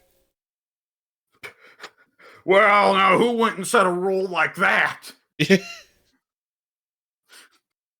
It's our podcast, and we can do what we want with it. Alright, viewer, here's the play-by-play commentary for this video you'll get to see 2 years from now. Yeah. After like 80 more Payday videos? I think Payday's been over for months. Oh, hell. I can't keep track of this shit. So yeah, I guess for another smaller topic. Now, this one this one is so small, I think we can answer it with one word. Okay. Is a character's gender a determining factor or for you when choosing one? No. No. I mean, it's of course a factor that informs their characterization, and we have seen this go on with several characters in the last 10 years that have been hit with the waifu beam. Yeah. And it's worked for a few, and it's not worked for a few others. Because I think pretty well everyone looked at Seth in Street Fighter 4 and went, he's missing something. He's just do-raw, but like slightly less lame. And also a guy. And Street Fighter 5 was like, hey, we know the solution to that. Make him not a guy. See, the thing with Seth for me is that like they didn't just take Seth and made them female presenting. They took them, made them female presenting, and made them Dio from JoJo's. Like if you made one of those changes, that would have been a maybe. But both of them at the same time was a definite improvement, you know? And there's a lot of charm and humor to the fact that Seth decided to get, like, Seth, for one thing, got his ass beat by Juri and thought that the secret to Juri's powers was that she had boobs. Yeah, the secret, the source of her power, pussy. And that Seth did not change his voice and is still voiced by Michael McConaughey, who has a very deep, manly voice. Because it's worth noting, Michael McConaughey has also been Capcom's go-to for the last 10 years or so to voice Barry motherfucking Burton in Resident Evil. And that adds to the humor of it that he didn't change his voice at all. And yes, on top of that, they gave Seth, like, an actual personality. Yeah. And so we wound up going from this position of, like, if you had, at the start of Street Fighter V's lifetime, said they're going to add Seth to this game, you'd have said, oh, fuck, what a waste of a slot. And now in Street Fighter 6, people are like, yo, we should have a season that's all final bosses. Bring back Gil and Seth. Yeah. Yeah. Especially if Gil's got that stupid does shit on other sides of his body thing still. Yeah. They bring back Gil for Street Fighter 6. He now has Dormammu's moveset.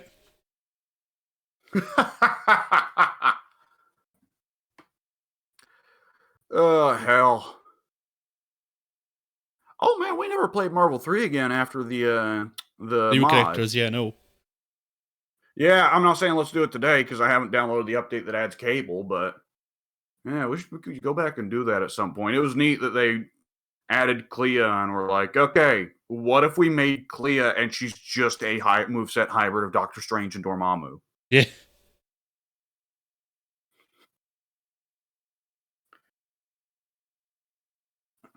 Huh. Yeah, I mean, to try and extend the gender topic a little bit, that is an interesting one that comes in when you, in terms of like, it ties into the greater topic of why do you play a character? And there will always be some people that say purely for function. Yeah. And I'm sure some of them are being honest. In statement. Yeah.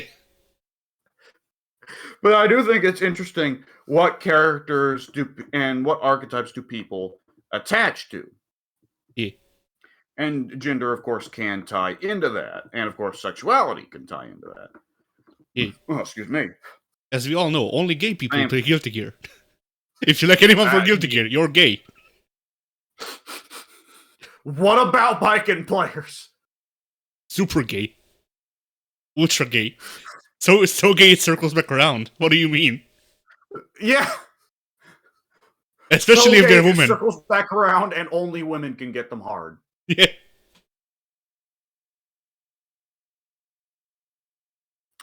But it is a well-known thing to say Biken and Bridget fans don't actually play the game.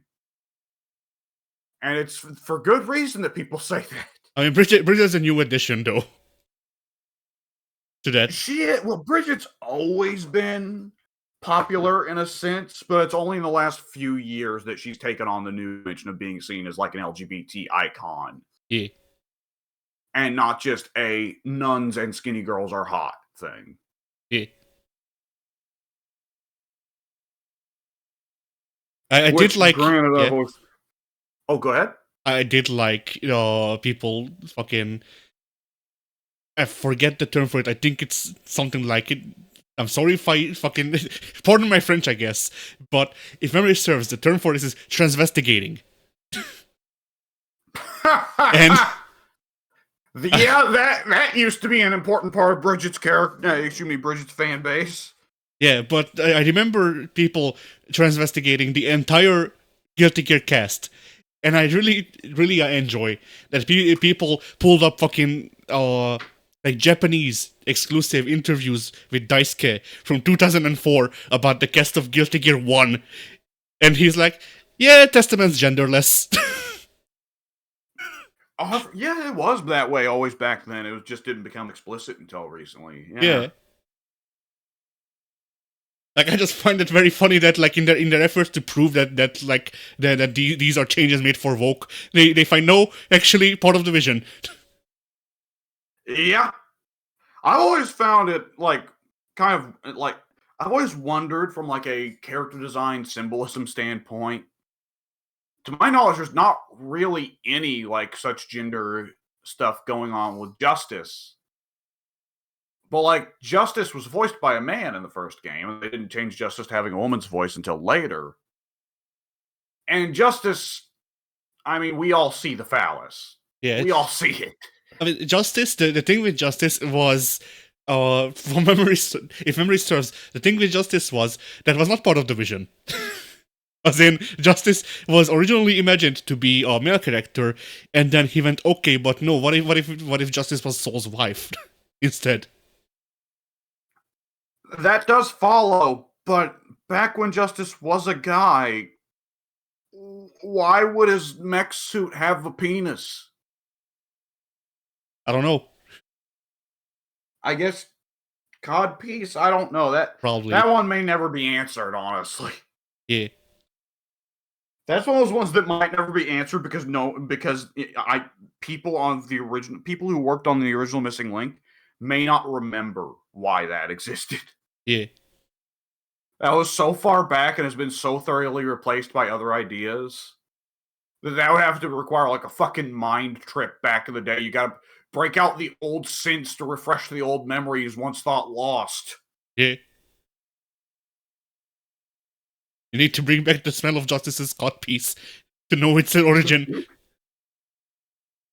Okay, now you know who's one guy that we can bring in gender and sexuality affecting who they play. Yeah. A good friend of ours. Ah, yeah. Now, Pink has said that he does really like Cammy's playstyle. Yeah. But He's the have only we one. ever asked? Have we ever? I'm fine with Cammy. She just But have we ever asked Pink whether he would play Cammy if Cammy was a dude? I don't think so. Because that would be a legitimately interesting question. Yeah. I don't see Pink ever picking up Sea Viper if Sea Viper was a dude. Yeah, no.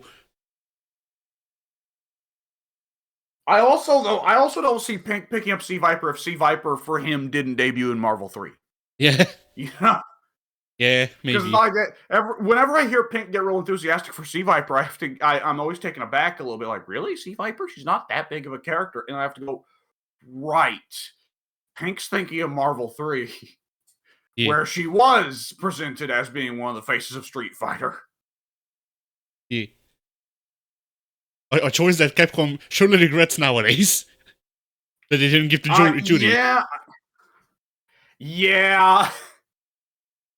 Well, if they'd have made a little bit more DLC for Marvel 3, if they'd have sold a Jury DLC for Marvel 3, it would have sold many monies. Yeah.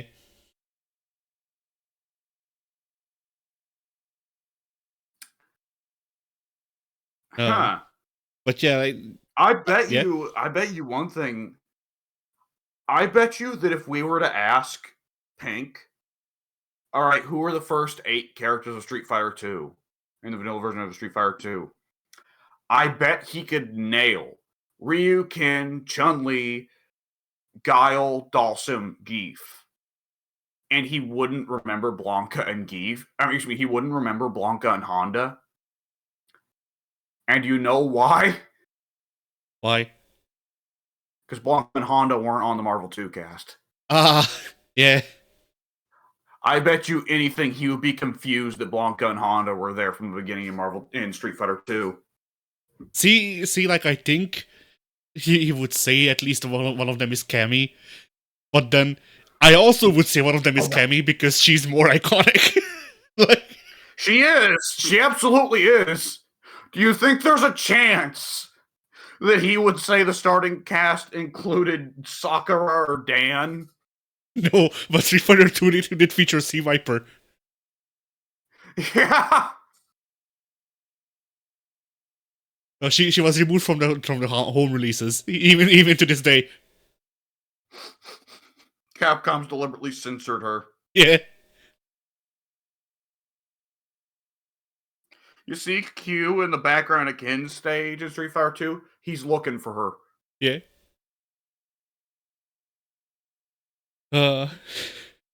Okay, I got a follow-up to the gender question. Yeah.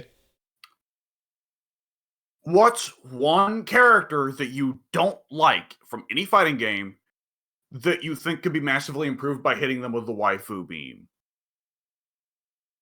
I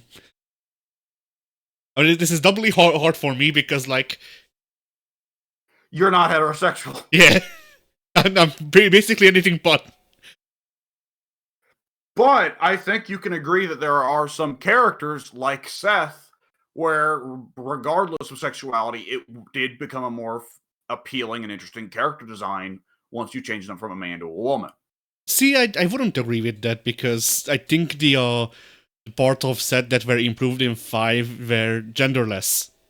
them getting a personality isn't dependent on them having boobs or not.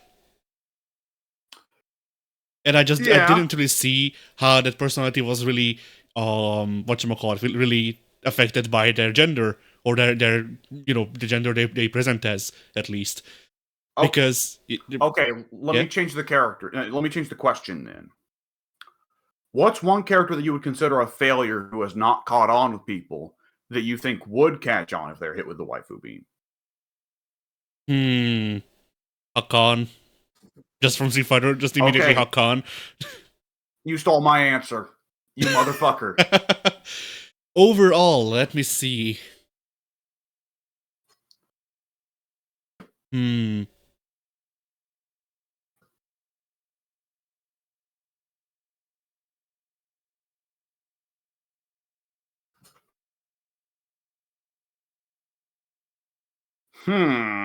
I don't know, because Street Fighter has a lot of characters that they could just quickly turn put under the waifu beam and then just walk away. While other games, it's like a question of like, okay, would this game get a new installment? If so, would this character even be on the roster? Like, even be considered to be put on the roster to be put under the waifu beam?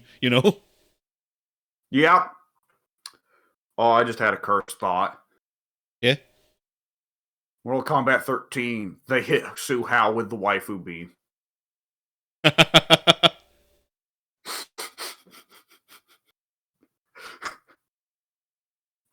Okay. Actually, yes. You know who from Mortal Kombat would benefit from the waifu beam, I think? Moloch. Okay, who? Moloch. I have got to deal with that fucking thing. I have got to deal with that fucking thing. It will not shut up. We had the wall.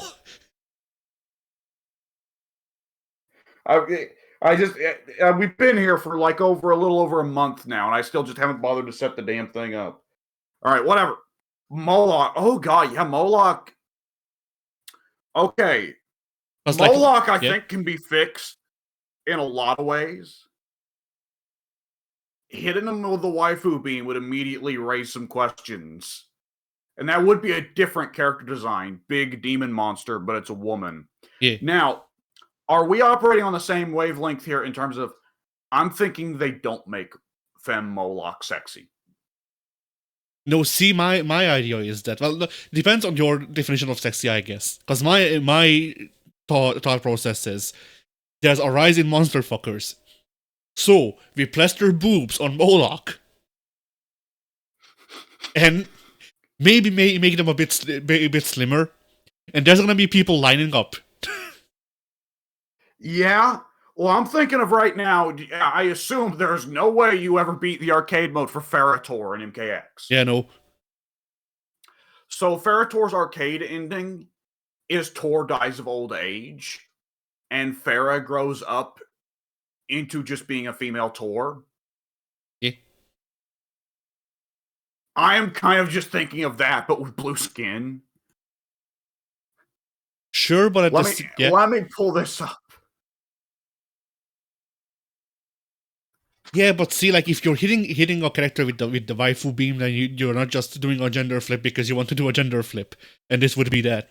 You want it to be marketable. So, like, this, if they did this to Moloch, she'd need to have big naturals to accommodate for the change, Yeah, that's true. That would make it definitely appeal to people. I did get a picture of that arcade ending. There we go.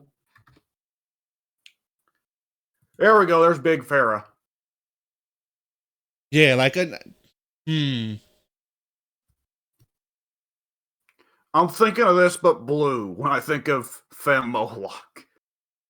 See, I'm thinking of this, but with slightly bigger tits, like more pronounced tits, because this is too muscly for the generic gooner, Hold on, I just realized we are describing Marisa if she was a demon. Marisa with unrealistically, like unfathomably huge tits, but yes. Have you seen Marisa? I mean, yeah, but hers is proportional to her body, and gooners don't want that, That is true. Now, here's one thing I think of with Moloch. In following in classic 3D Mortal Kombat fashion of, oh, this looks cool, I wonder what cool moves he does. Oh, he doesn't do anything with this. Did you also see Moloch for the first time and see him holding on to the iron ball with the chain and go, oh shit, he's got like crazy ball and chain moves, and then he doesn't? Yeah. That could help fix Moloch. Give him Yes. give him an iron ball and chain centered gimmick.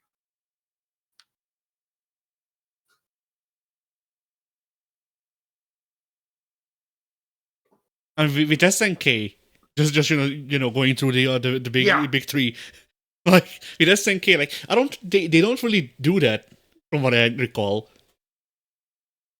They had Kukri hit Terry with the waifu beam.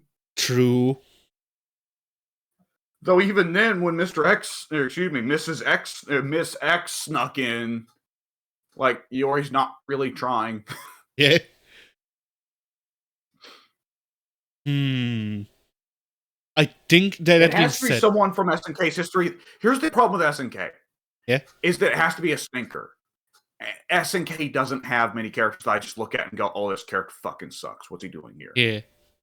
Like, I think... See, the problem here is that, like, yeah, like, even the ones where it's like, okay, well, this character would be more popular. That character is already fucking popular. Because, like, my brain defaulted to, okay, Shingo Yabuki, girl failure. But I love Shingo as he is. I love that we thought him wrong on purpose. You know? I think everybody loves Shingo. Shingo is at least well liked enough that SNK puts him as DLC every year and he sells money for them. Yeah. I think at this point Shingo is better liked than Kyo, which is fair enough. He deserves it. But, you know. Yeah. Like Seikensu maybe, but the problem there is that like my brain went immediately to Shingo and then went, no, wait, what's the verse Shingo? And like Seikensu is like, you know, yeah. You know, it'd be the worst bad characters to hit with the waifu beam. American sports team? I don't know. No, Chong and Joy. Oh yeah, yeah. I'm not sure which is worse between those two, honestly. I mean, they're... Yeah. And the thing is, you know that... What? They did, at one point. One of the strikers, one of the shitty, weird cameo strikers in one of the games was Chong as a woman. But, like, it wasn't really, because, like, she was, like, 5 foot nothing and really skinny. Oh. But she was still doing Chong moves. Sure. It was really dumb. And I remember seeing that and going, like, of course they wouldn't. Of course they're too cowardly to make Fem Chong also fat. Yeah.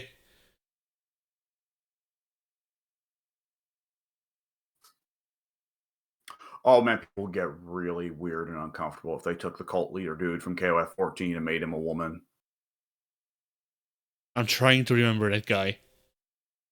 Because I'm remembering his command grab where he cradles you like a baby and then crushes. Oh, Xanadu, yeah.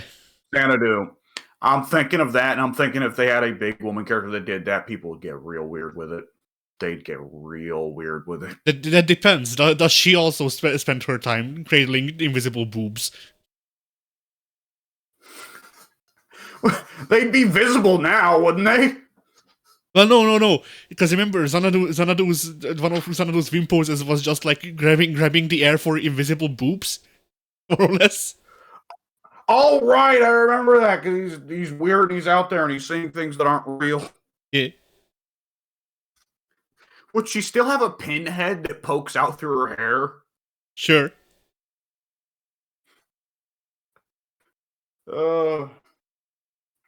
I hope Xanadu comes back for KOF 16. It's weird he didn't come back for 15 because he was one of the best newcomers.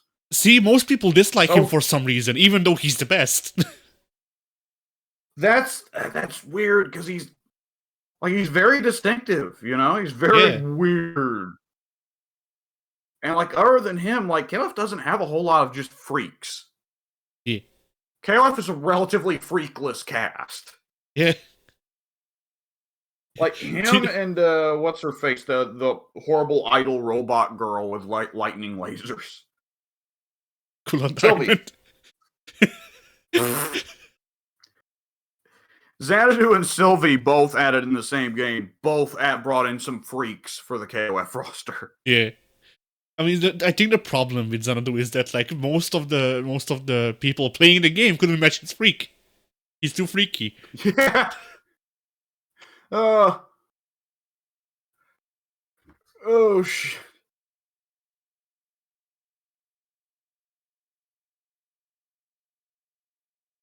So yeah. Although, with the actually, did you answer who you'd hit with the waifu beam? I forget. Oh boy. Oh wow. I throw out joking suggestions. Ooh, okay, let's see.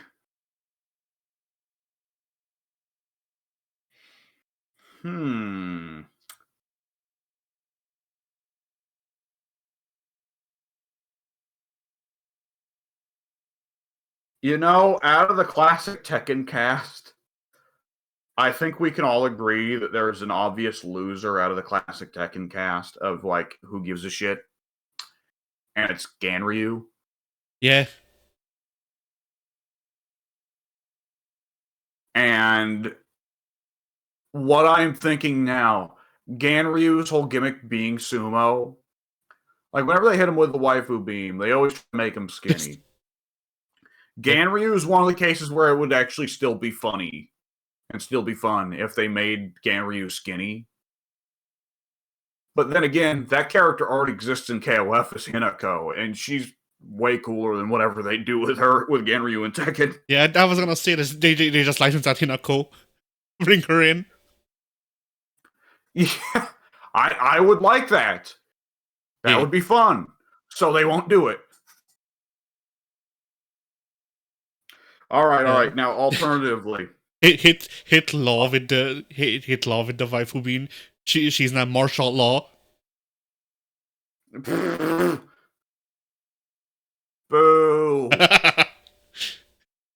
All right. I got proposed now the opposite. Who are you hitting with the himbo beam?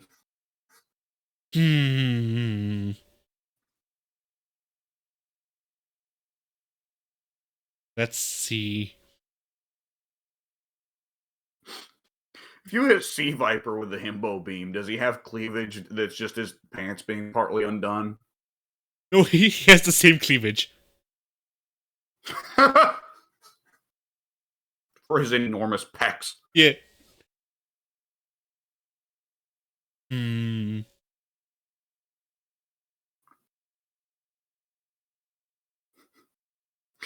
I know. Let's hit Master Raven with the himbo beam. Yeah, just bring back regular Raven.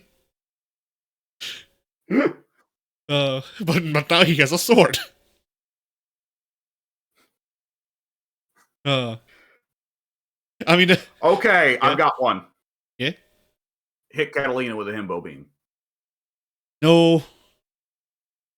Really? Yeah. I mean, Catalina with the himbo beam is just Miguel. Oh god, you're right! And it's like both of them, so you know. Oh god, you're right! They twice made a Latin American character whose gimmick is, I refuse to wear a shirt, but I will wear a coat, but it's going to be unbuttoned and open in the front. And also, I am fighting in the simplest way possible. I refuse to make it complex. Yeah. The only difference is that Miguel's just, I'm going to punch you real hard.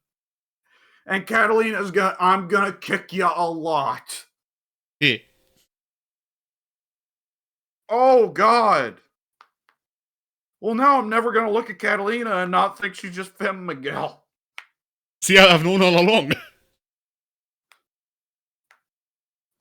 Oh, boy. So, yeah.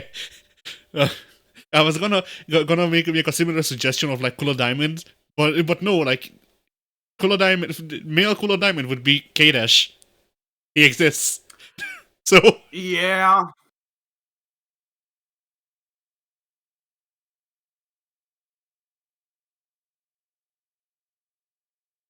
hmm. Hmm. Who on the Skullgirls cast?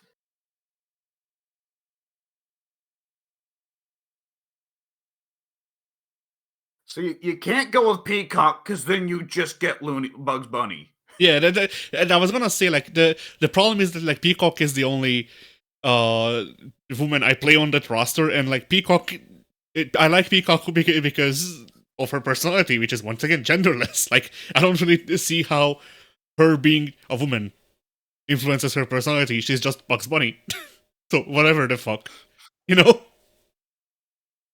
Yep.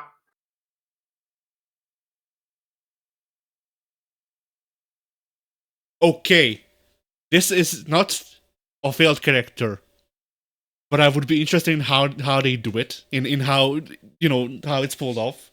Imagine male Mai Shiranui. That's Naked Andy. Hmm. That's just Andy, but he's naked.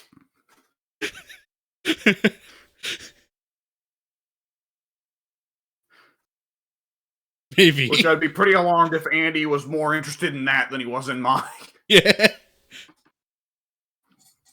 See, the thing is that like there's all the difference to me between that and like the usual like pervert man characters between them and Mai is that Mai has a playfulness where like Mai is not perverted. She has a playful ignorance, and she just dresses that way. She's kind of exhibitionistic. Yeah. But like most Oh games, yeah. man, go ahead, go ahead. Like, most games, she's like, man, look at my body.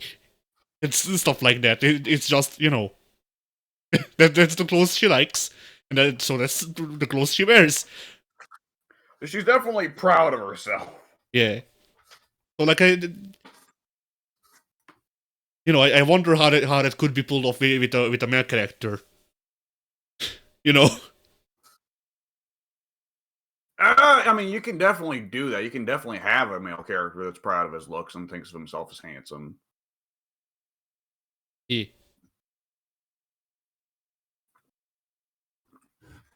But what occurred to me was, okay, what about a version of events in Mortal Kombat where we have hit Sindel with the Himpopi and Shao Kahn in Mortal Kombat 3 is like, I know the way to invade Earthrealm. I'll bring back my husband.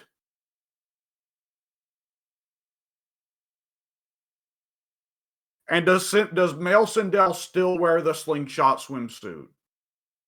Yes. But now it's thinner.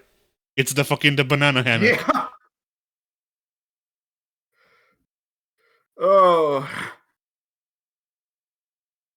Like Male Sindel is very wearing the slave Leon cosplay. Oh my god. And on that pleasant thought, I think we can say fighting games were, and perhaps they deserve to be. Yeah. If they lead to thoughts like this. Fighting games were, I guess. Yeah.